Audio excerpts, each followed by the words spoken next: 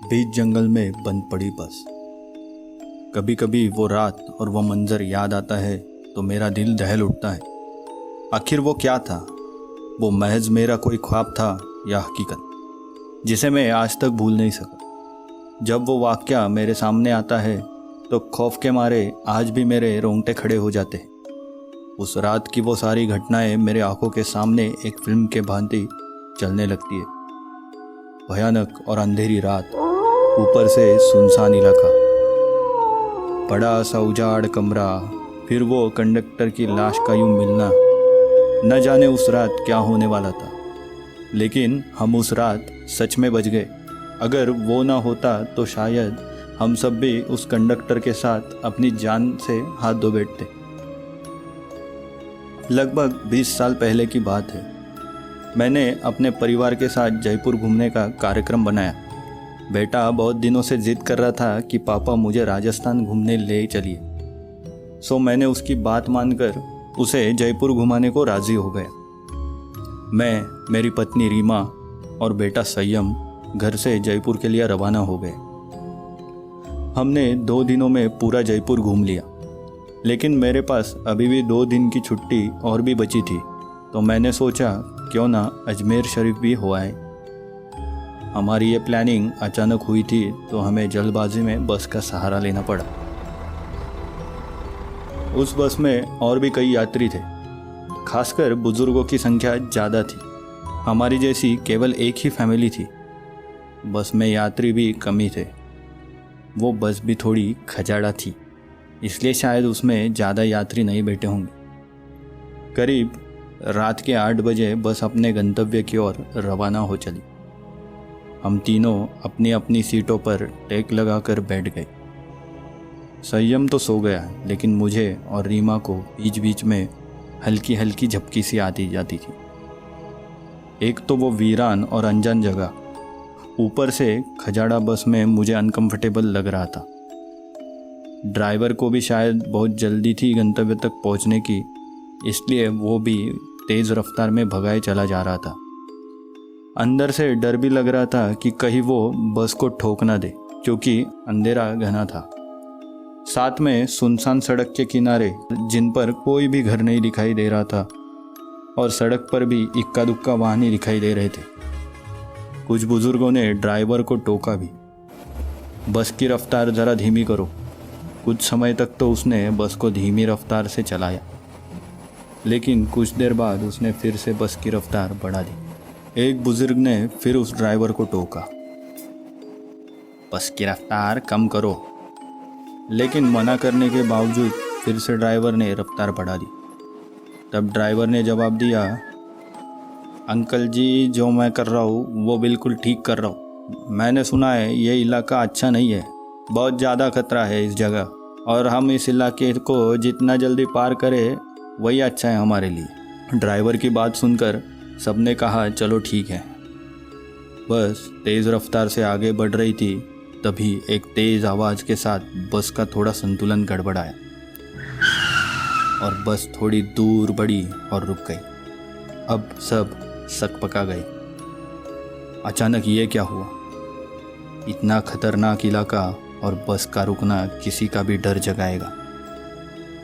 Driver ने अपनी torch जलाई, बस के नीचे उतरा और उसने देखा कि क्या बात है।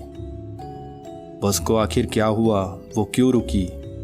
कुछ देर के मुआयने के बाद पता चला कि बस के पीछे के दोनों टायर पंक्चर हो चुके और बस में एक्स्ट्रा पहिए भी नहीं है जिससे उसकी मरम्मत हो सके।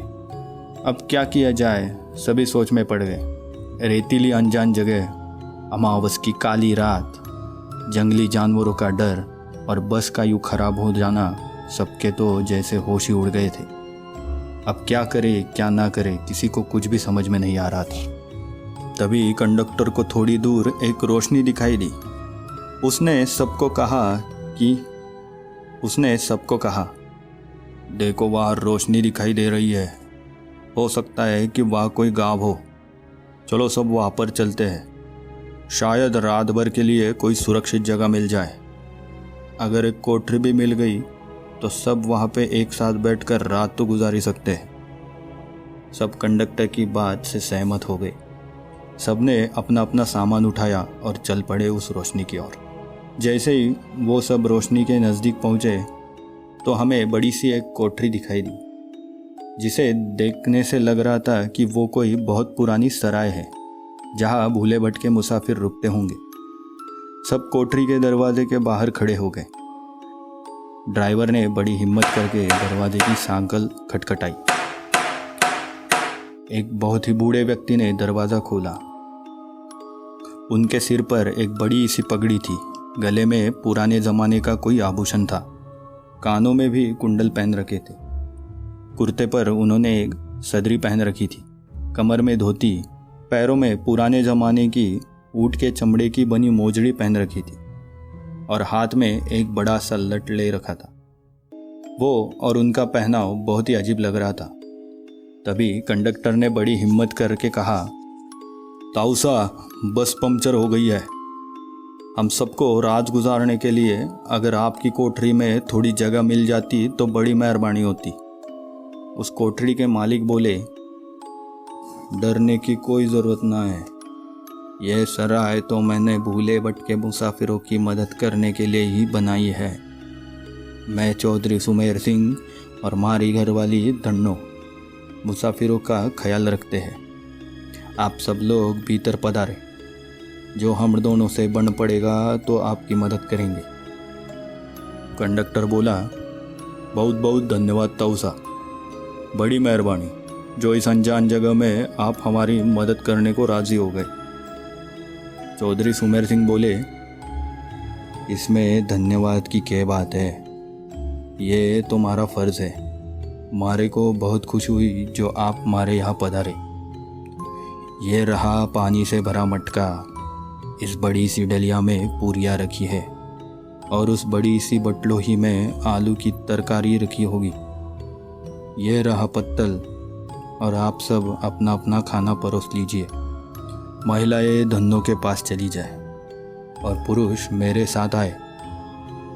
जल्दी सब खाना भी खा लो और जिसको बाहर का काम निपटना हो वो निपट आए, क्योंकि 12 बजे के बाद कोई भी बाहर नहीं निकलेगा और ना मैं किसी को बाहर निकलने दूंगा और कोई भी इसका कारण नहीं पूछेगा।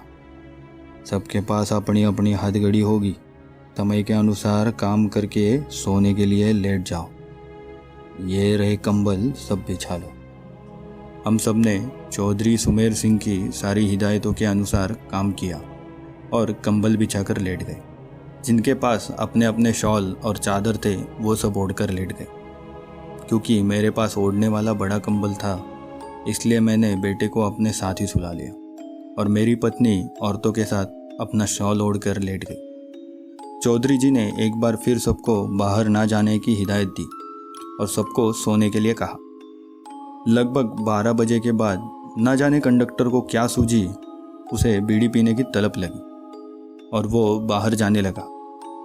चौधरी जी ने उसे बहुत रोका, लेकिन वो नहीं रुका। कंडक्टर के बाहर जाने के बाद चौधरी जी ने जल्द से कोठरी के किवाड़ बंद कर दिए और साथ में पटरे की मदद से किवाड़ को मजबूती से बंद कर दिया कि कोई भी भीतर ना आ सके और सारे रोशनदार और खिड़कियों को भी बंद किया। कुछ देर के बाद बाहर से बहुत बुरी बुरी और डरावनी आवाज़ें आने लगी।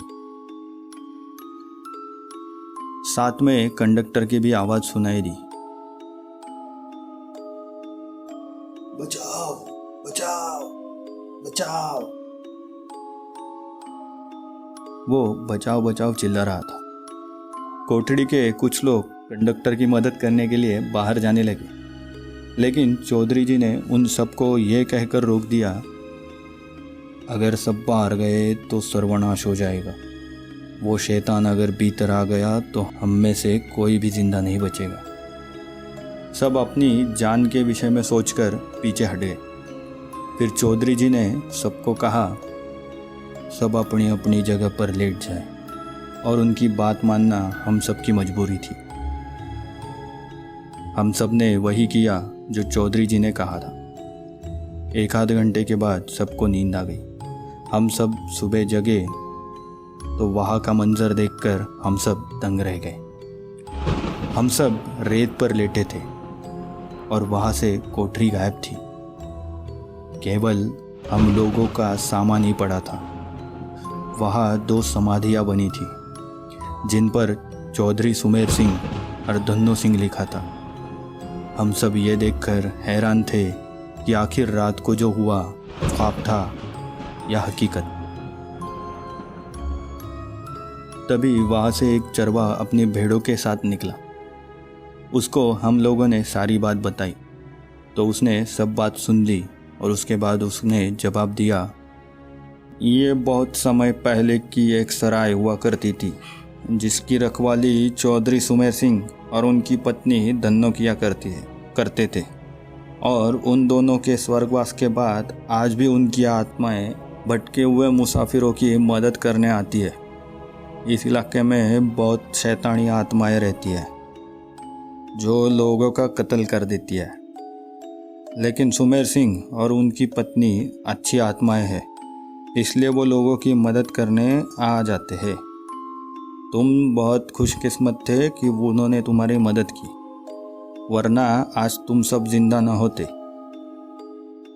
ये सब कहकर चरवाहा वहाँ से चला गया, लेकिन हम सबके मुंह और आँख खुली की खुली रह गई। फिर हम सब ने अपना अपना सामान उठाया और बस की ओर आए। देखा तो वहाँ पे कंडक्टर की लहूलुहान लाश पड़ी थी।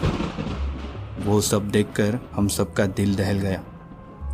थोड़ी देर के इंतज़ार के बाद वहाँ से एक दूसरी बस गुजर रही थी। हम में से कोई भी एक दूसरे से बात नहीं कर रहा था। सब अपनी अपनी सोच में पड़ गए थे। आखिर क्या हुआ और कैसे हुआ किसी को पता नहीं चल रहा था। जैसे ही वो बस आई तो हम सब उसमें बैठकर अपने गंतव्य को रवाना हो गए। दोस्तों, ये थी आज की कहानी। अगर कहानी अच्छी हो तो हमें ज़रूर कमेंट करके बताएं।